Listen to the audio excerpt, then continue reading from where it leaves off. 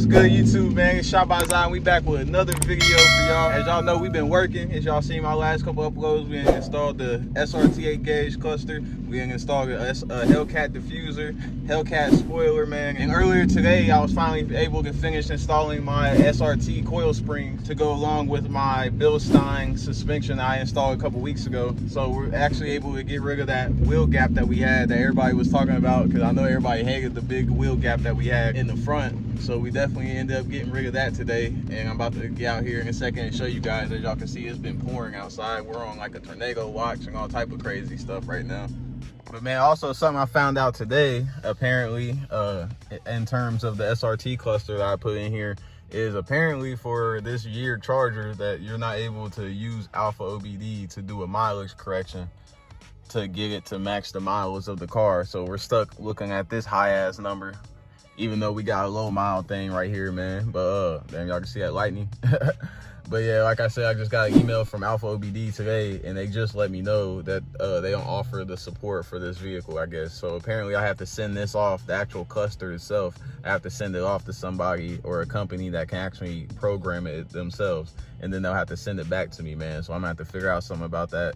Even though this is just a cosmetic thing, I know how many miles is on it, and so does the actual ECU of the car. So I mean, this is just cosmetic to us, but I know y'all gonna be on here, oh, you got 153,000 miles. How y'all haters be. But man, we start talking about this, man. It's a whole different video. But here it is, man. While I'm out here getting rained on, it's still probably got a little bit more to go because they're still settling the springs and stuff. But if y'all seen it before, which I'll put up a picture, man, this wheel gap was way bigger than it is now. Yeah, I ain't want it to be too low anyway because my exhaust cutouts down here, they already close enough to scraping. But then as y'all can see, man, we have lowered the front. We got the Hellcat diffuser, we got the Hellcat spoiler. Next thing we gotta get is some exhaust tips down here and go ahead and flush that out so it fits better. And then we probably gonna go ahead and grab some Brembos to throw on. And then we also need some long tube headers and get rid of these cats up here. But man, as y'all can see, man, we got some brand new springs up under there, brand new top mounts. And then we end up having to get some new bushings right here too, which we all had to buy separately, man. So these bushings for both sides were like, I think $38 after tax. These top ones were like 50 some dollars off Amazon when I got these from AutoZone. And then the springs themselves were like 86 bucks before shipping from American Muscle.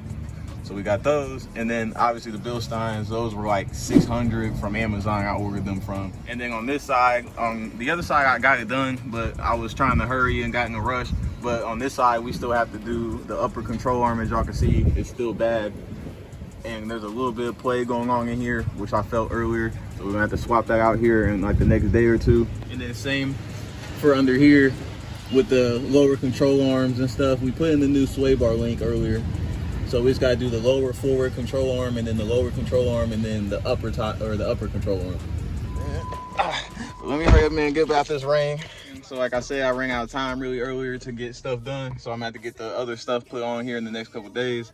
And then after that, cosmetically, I got like one more thing I'm probably gonna add to the exterior. And then after that, it's just gonna be straight performance mods from here on out, probably. Well, actually, we still gotta do the steering wheel buttons too. That way we can activate all of our menus and stuff on our new SRT 8 gauge cluster.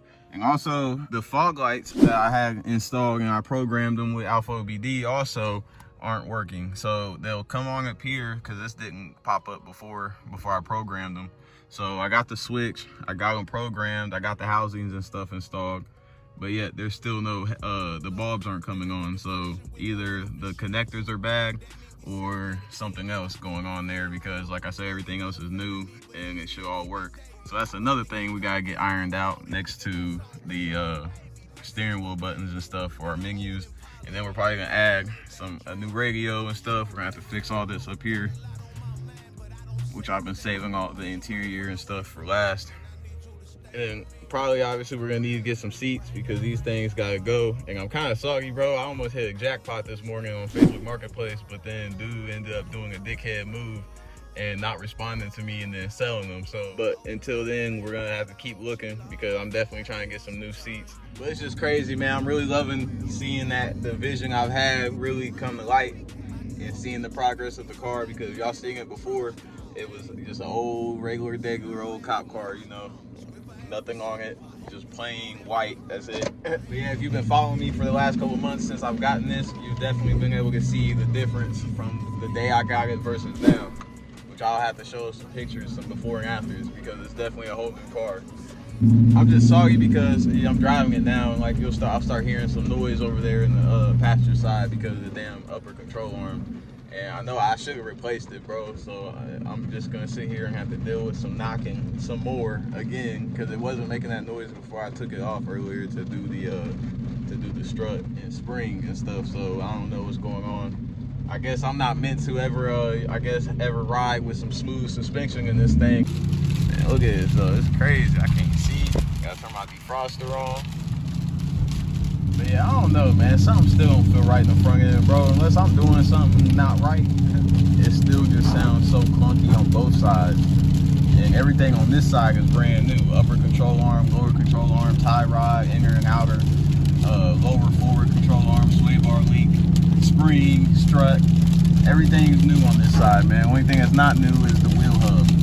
So unless that's causing some clunking noise, which I doubt it, because there's no play on it when I take the wheel up off the ground and wiggle it. So, all right, you guys, man, I ain't gonna sit here and talk your heads off all night. I just wanted to give you guys a little update. Oh my God.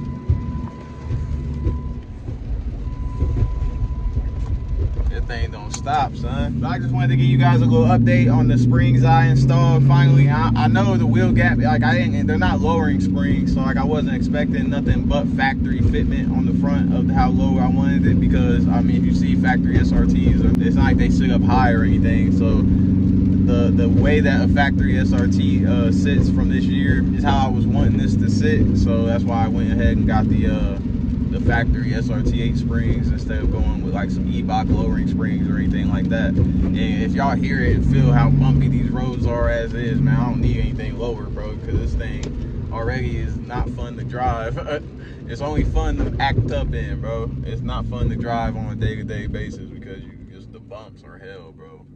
That's why I'm so like fixated on trying to get this suspension put right, man. I wanted to actually ride nicely, but apparently that's just too much to ask for, gang, from a Mopar. Without doing too much more talking, man, I hope you guys enjoyed this video. If you did, make sure you hit that like button, hit that subscribe button so you can keep following me on this journey. As y'all can see, we working, even though the weather's starting to finally warm back up.